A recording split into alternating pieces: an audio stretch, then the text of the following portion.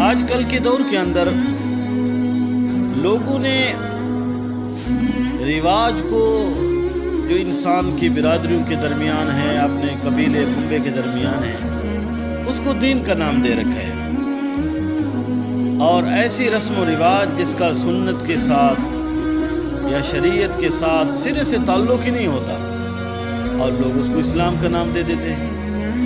عزیزان گرامی، ہر وہ چیز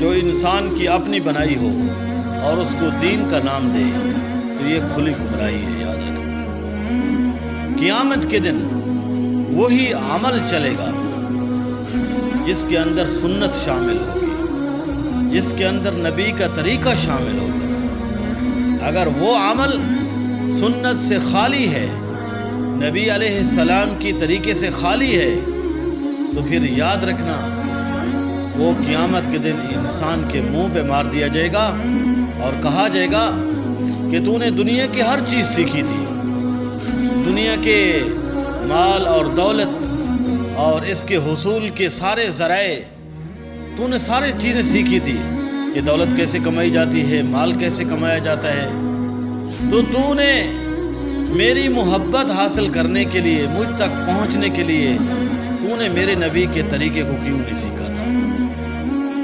میں نے اپنے نبی کو اس لیے دنیا میں بھیجا تھا کہ وہ میری پہچان کرائے لوگوں کو۔ اب اس نے میری پہچان کرا دی، اس نے دین کا حق ادا کر دیا، میرا قرآن تم پر پڑھ کر سنایا، میرا دین تم پر پڑھ کر سنایا، لیکن تم نے سمجھنے کی زحمت ہی نہیں کی، تم نے میرے دین کو سمجھا ہی نہیں تھا۔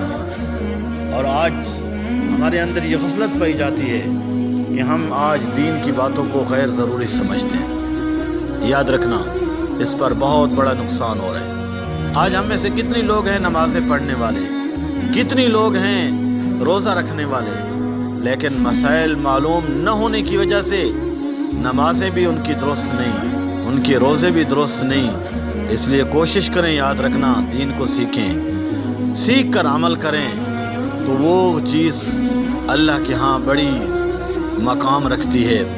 اب ایک آدمی 2 رکعت نماز نفل پڑھتا ہے اور اس میں اس کو سنت، واجبات اور جو شریعت کے ضروری مسائل ہیں اس کو وقفیت حاصل ہے، تو وہ 2 رکعت بہت زیادہ اجر و ثواب کا باعث بنے گی۔ اور ایک آدمی 1000 رکعت نماز بھی نفل پڑھ لے اور اس میں خلاف سنت طریقے سے ادا کرتا رہے تو کیا خیال ہے کہ وہ چیز مقبول ہوگی؟ اس لیے اپنی عبادت کے اندر سب سے پہلی چیز سنت کو مقدم رکھیں۔ سنت کے اندر اب ہم نبی علیہ السلام کی زندگی کو پڑھیں گے، نبی علیہ السلام کی زندگی کو سمجھیں گے کہ آپ نے زندگی کی شب و روز کیسے گزارے ہیں، آپ نے نمازیں کیسی پڑھی ہیں، اب نماز کے اندر قیام کا طریقہ کیا ہے، رکوع کا، سجدے کا طریقہ کیا ہے، وہ علماء کے پاس جائیں۔ لیکن آج آپ دیکھ رہے ہیں کہ لوگ دینی مسائل کو پوچھنا اپنے وقت کا ضیاع تصور کرتے ہیں۔ ہاں، کہتے ہیں کہ جی یہ ملاؤں کی پرانی باتیں ہیں اور یہ پرانی باتیں ہم جانتے ہیں۔ یاد رکھو، یہ کسی کی اپنی ذات کی باتیں نہیں ہیں۔ جب بات شریعت کی آؤ تو پھر شریعت کی بات کے درمیان آپ یہ نہیں کہہ سکتے کہ یہ ملا کی بات ہے، کہ ملا کی کوئی اپنی شریعت ہوتی ہے، یہ اس کا کوئی اپنا دین ہوتا ہے۔ تو عزیزان گرامی، علماء کی توہین سے بھی بچیں۔ اگر عزت و احترام نہیں کر سکتے تو کم از کم ان کی بے ادبی نہ کریں۔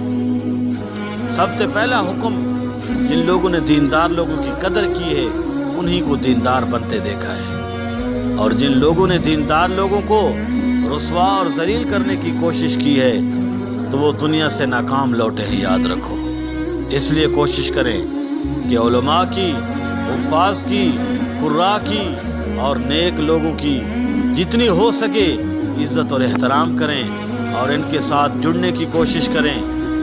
امید ہے کہ اللہ تعالیٰ وہ مقام تک لے جائیں گے جو مقام ہر ایک صاحب نیک آدمی کو ملنے والا ہے۔